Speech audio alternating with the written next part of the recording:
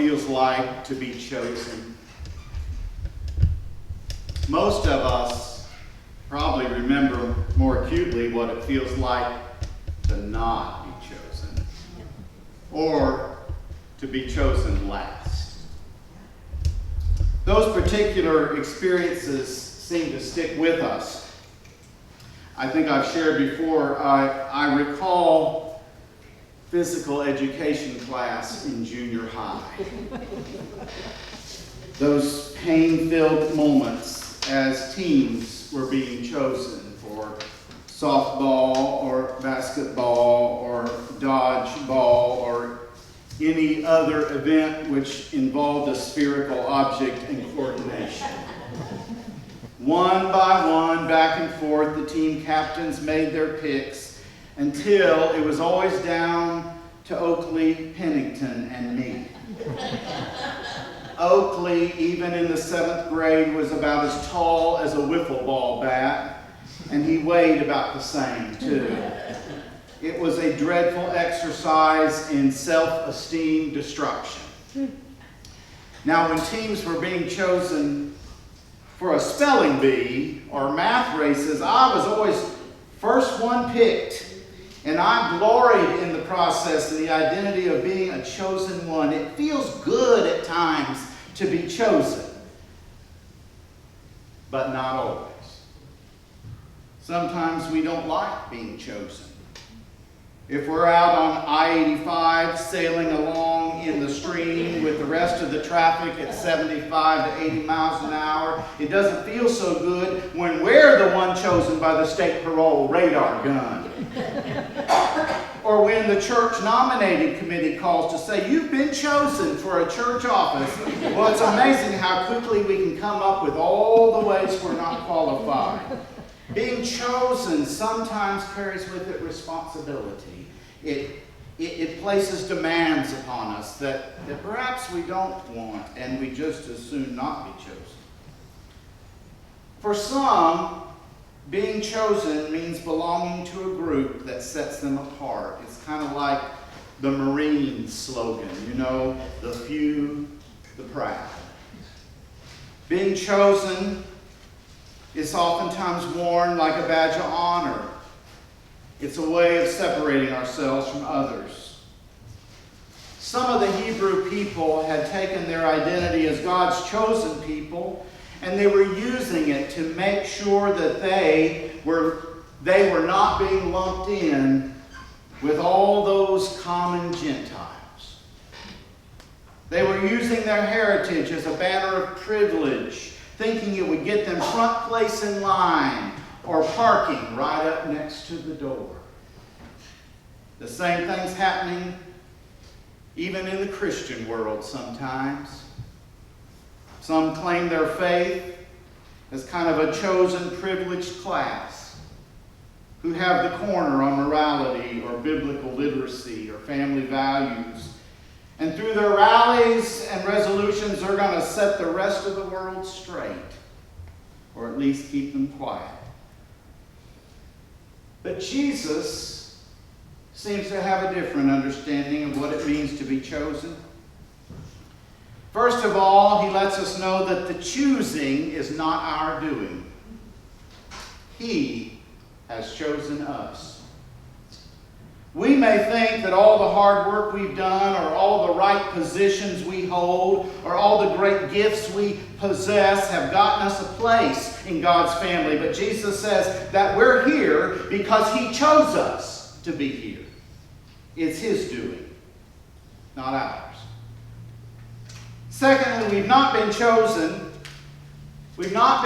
so we can thumb our nose at the world, so that we can lord our ways, our ideas, our opinions over others. We've not been chosen so we can parade around with our Christian slogans, belittling those who are struggling as if we are not struggling. We've been chosen for one primary purpose, one overarching task. It's mentioned 9 times in those 8 verses that Jordan just read. What's that purpose? Love. We've been chosen to love.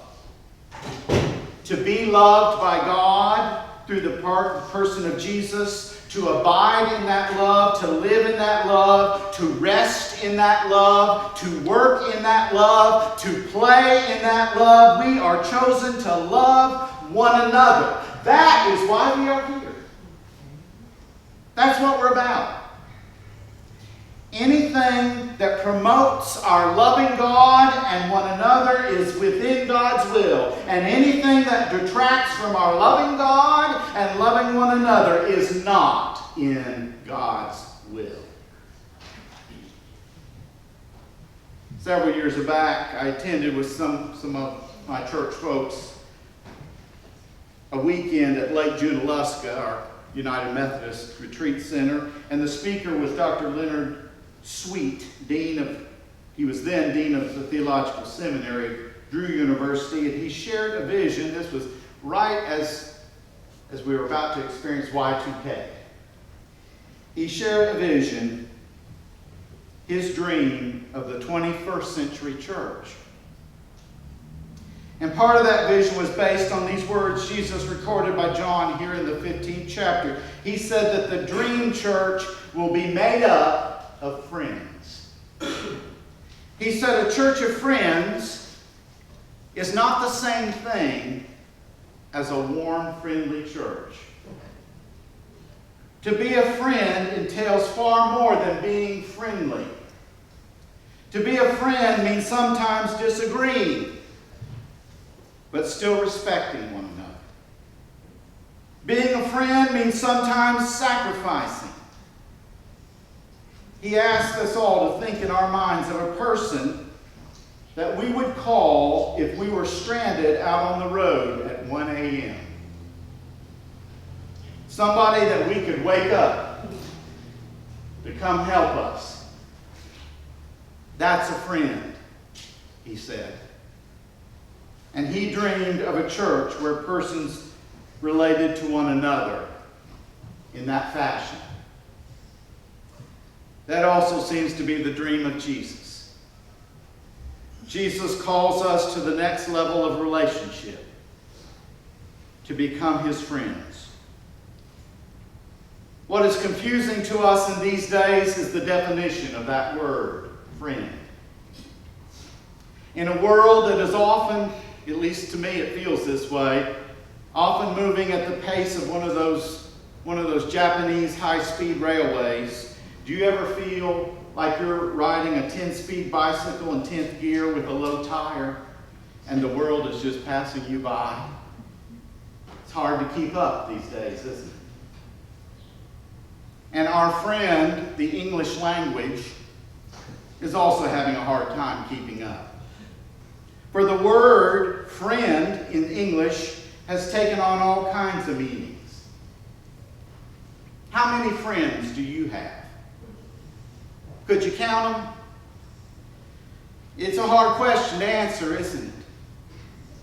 Facebook says, I have 1,062 friends. Now, I can tell you this, and I hope you won't think less of me for saying it, but I'm not going to get up at 1 a.m. to go pick up all 1,062 of those friends. Nor do I expect that all 1,062 of them would do the same for me. You see, Facebook friendship, to be honest, does not require much of us, other than clicking on a button that says confirm when a request to be a friend comes along. And with Facebook, you can even quietly hide people away who become your friends if their Facebook behavior is getting on your nerves and becomes more than what you can or want to handle.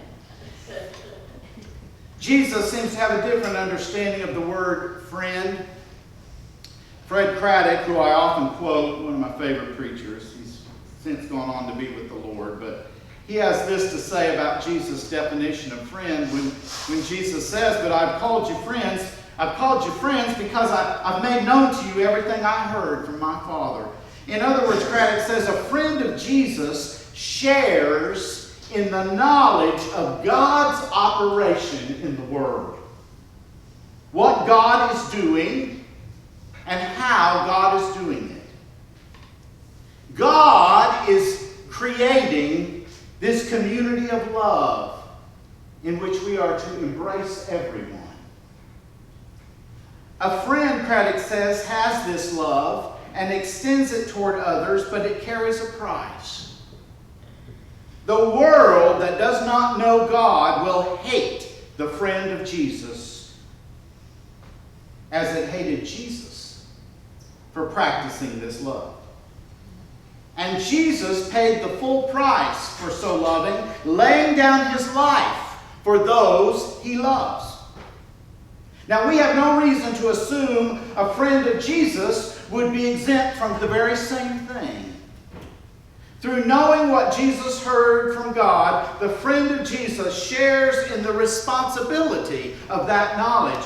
What a friend we have in Jesus is a pleasant and encouraging thought, but what a friend Jesus has in me, he says, can begin to feel sort of burdensome.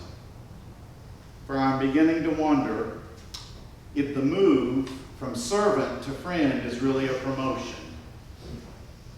It is true that the servant does not know what the master is doing, but that has its bright side, for the servant doesn't take his work home with him. For the servant, the day ends when he puts aside the shovel and the hoe. But sometimes the master is up all night long, pacing and worrying. And if the servant becomes the friend of the master, then the master's burdens become the servant's burdens. It seems that friends of Jesus are never completely free of the duty to bear the fruit and to pay the price of love. Jesus, you see, wants his people to be friends, to be connected and engaged in each other's lives and in each other's worlds, to the level that we bear one another's burdens. We stand by and we stand up for one another, even when we don't completely understand where the other is coming from. Sometimes, to be a friend, we have to lay some things down. We even sometimes have to lay down our own opinions or our own interpretations so that we can find common ground with those to whom we are not only called to minister, but we are called to love.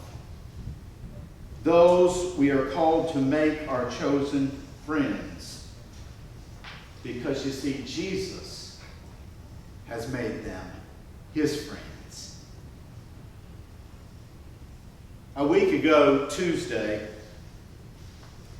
at the event which the United Way hosted for our 10th anniversary, some of you were there, the keynote speaker, the Reverend Deb Richardson Moore, quoted South African Bishop Peter Story when he said, "You cannot ask Jesus into your heart alone. For Jesus will ask, 'Can I bring my rowdy friends?' And you will look at his friends, the poor, the marginalized, the oppressed, and you may hesitate. But Jesus is quite clear. I can only come into your heart if I can bring my friends."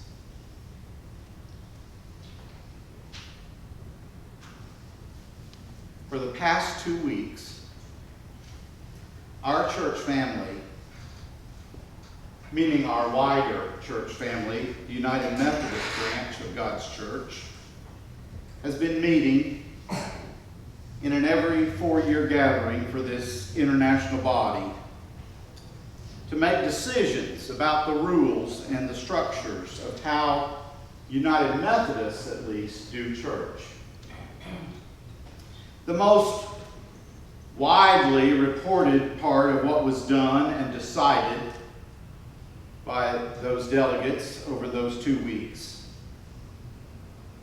had to do with the church's inclusion of LGBTQ persons in the life of the church.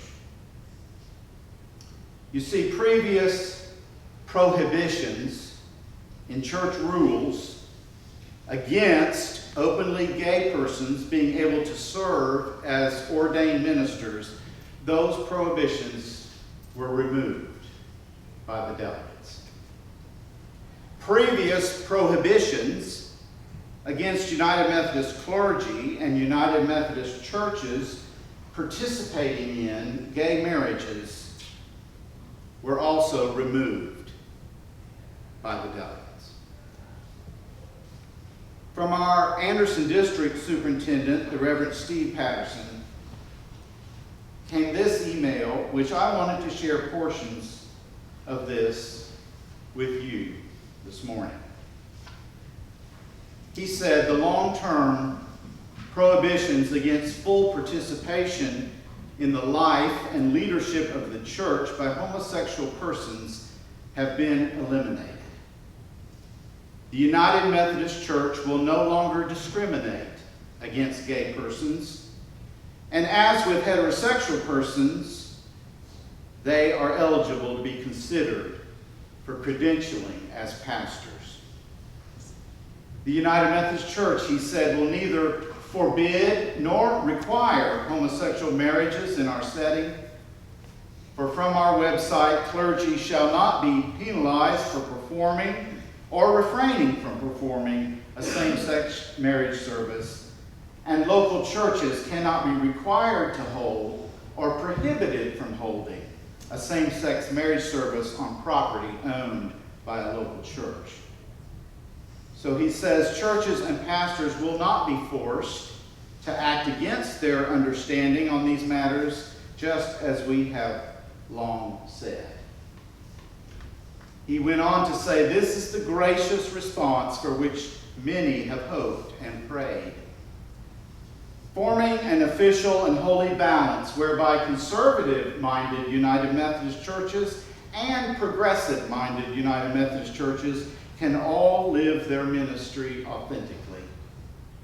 While it is said that churches and pastors among us have chosen, while it is sad, he said, that churches and pastors among us have chosen to walk away rather than to stay to work in the next way the Holy Spirit's been leading God's church, specific General Conference action was taken to allow churches to return to United Methodism with details arranged by the individual annual conferences.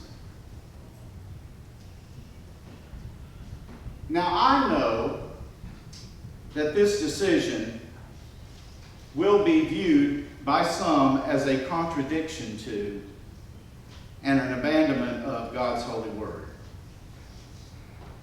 The six verses in the Bible that reference this issue out of the 31,102 total verses in the Bible.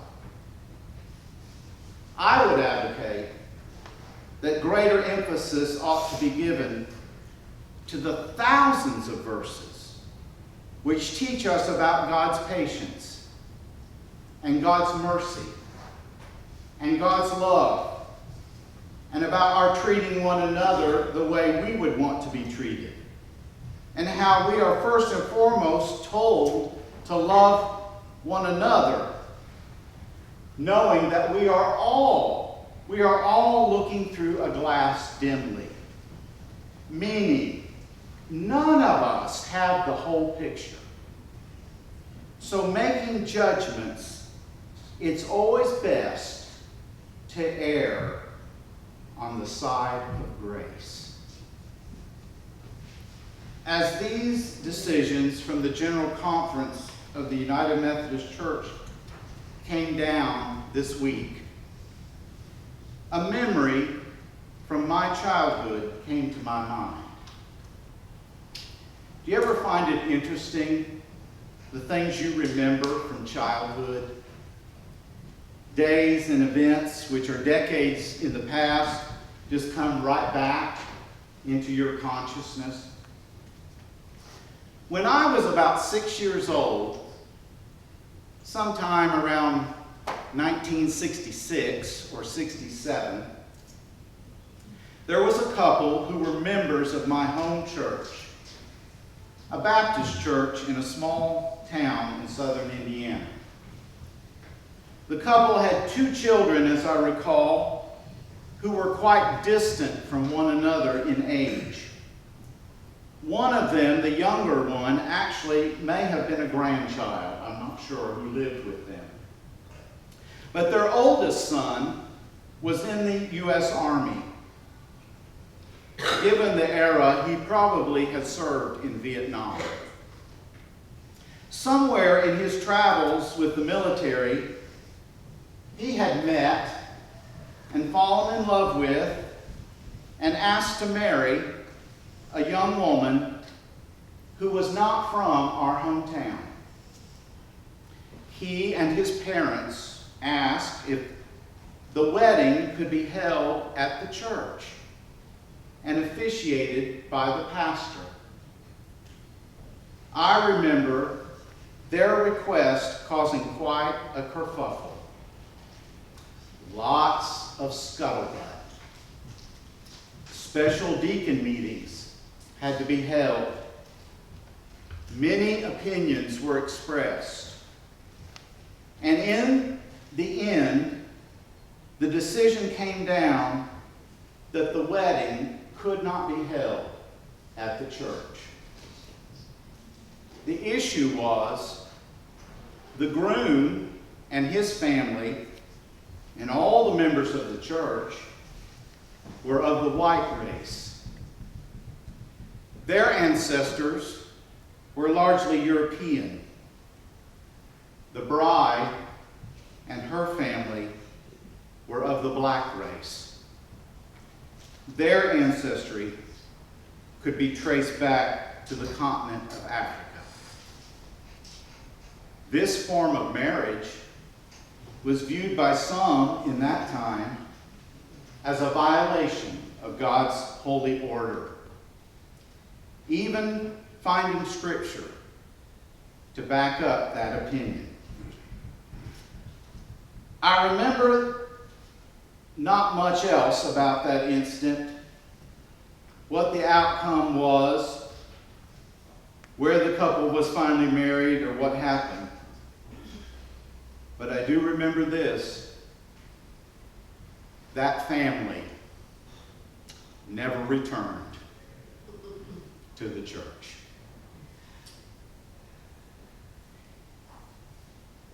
Now, the overwhelming memories I have of that church, which nurtured me into faith, ordained me into ministry. My overwhelming memories of that church warm my heart, draw me closer to Jesus.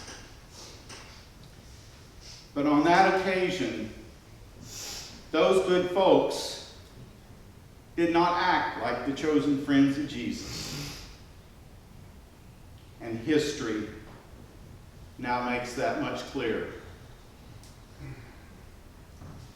This past week, meeting in Charlotte, North Carolina, nearly 800 delegates of the United Methodist Church from several different continents across the globe.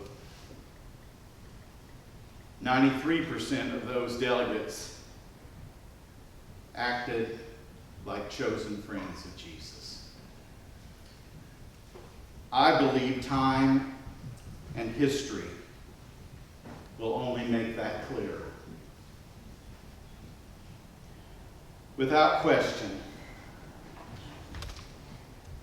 we have a friend in Jesus. But our question we leave here this morning with is, does Jesus have a friend in us? I'd like to end this morning with a prayer that is really a pledge in the form of a song, and I thought about trying to sing it, but I don't really know it well enough. to do that, so I'm just going to quote it. It's a song recorded by the vocalist Randy Newman. It's based on the gospel according to Woody. You remember Woody from the Disney movie, Toy Story? Dear Jesus, and all your rowdy friends, you've got a friend in me. You've got a friend in me. When the road looks rough ahead and you're miles and miles from your nice warm bed, you just remember what your old pal said, boy, you got a friend in me. Yeah, you got a friend in me. You got a friend in me. If you've got troubles, I've got them too. There isn't anything I wouldn't do for you. We stick together and we can see it through because you see, you got a friend in me. You've got a friend in me. Some other folks might be a little bit smarter than I am. Bigger and stronger too, maybe. But none of them will ever love you the way I do. It's me and you, boy.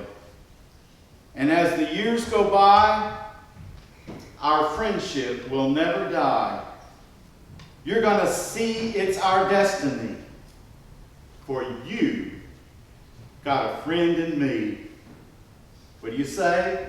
You got a friend in me. Turn to one another and say that. You.